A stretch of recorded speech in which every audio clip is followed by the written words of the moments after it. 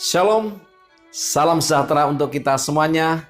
Selamat pagi, selamat Sabat bersama Allah di waktu fajar.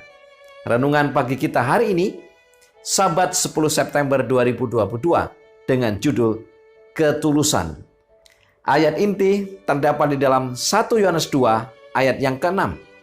Barang siapa mengatakan bahwa ia ada di dalam Dia, ia wajib hidup sama seperti Kristus telah hidup. Saudara-saudara yang dikasihi Tuhan, pagi ini kembali saya membagikan 3 poin penting untuk kita renungkan. Poin pertama, Allah akan menerangi setiap jiwa yang menuruti kebenaran dengan teguh dan ikhlas. Mari kita baca kutipannya. Kebulatan maksud, ketaatan sepenuh hati kepada Allah adalah syarat yang ditunjukkan oleh kata-kata juru selamat itu. Biarlah maksud ikhlas dan teguh untuk melihat kebenaran supaya diturut berapapun harganya, dan engkau akan menerima penerangan ilahi. Kesalehan sejati mulai apabila segala kompromi dengan dosa berakhir. Kemudian bahasa hati akan menjadi seperti yang dikatakan Rasul Paulus. Tetapi ini yang kulakukan. Aku melupakan apa yang telah di belakangku dan mengarahkan diri kepada apa yang di hadapanku, dan berlari-lari kepada tujuan untuk memperoleh hadiah, yaitu panggilan surgawi dari Allah dalam Kristus Yesus. Saudara-saudara yang dikasihi Tuhan, kita harus dengan sungguh-sungguh, harus dengan teguh untuk mencari kebenaran. Karena dengan kebenaran itu, hidup kita akan diarahkan kepada panggilan surgawi.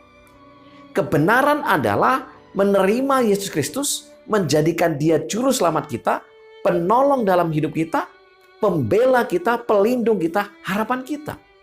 Nah, itu sebabnya fokus kita harus kepada juru selamat itu. Karena Dialah penolong kita. Dialah yang akan menjadi penuntun kita kepada Bapa yang ada di sorga.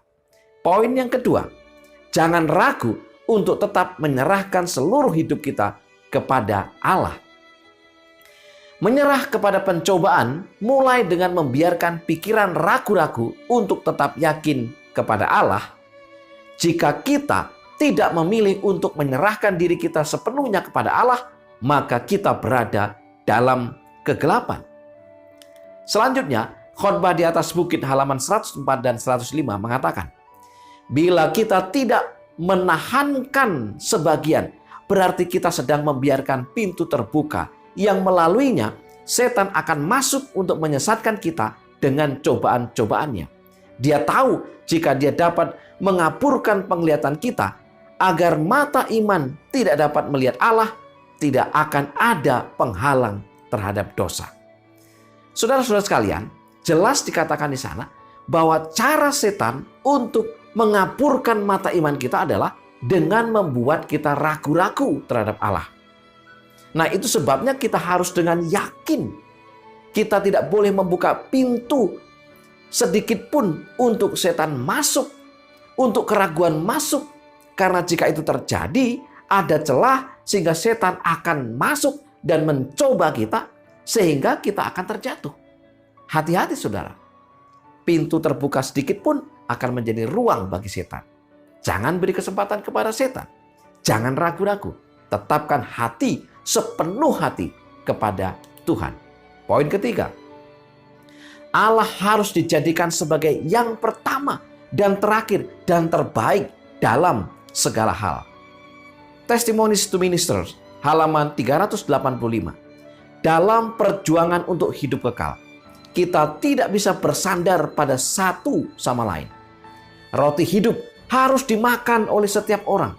Secara individu, kita harus mengambil bagian darinya agar jiwa, tubuh, dan pikiran dapat dihidupkan kembali dan diperkuat oleh kuasanya yang mengubah sehingga menyatu dengan pikiran dan karakter Yesus Kristus. Allah harus dijadikan sebagai yang pertama dan terakhir dan terbaik dalam segala hal. Sungguh, inilah yang harus menjadi komitmen kita.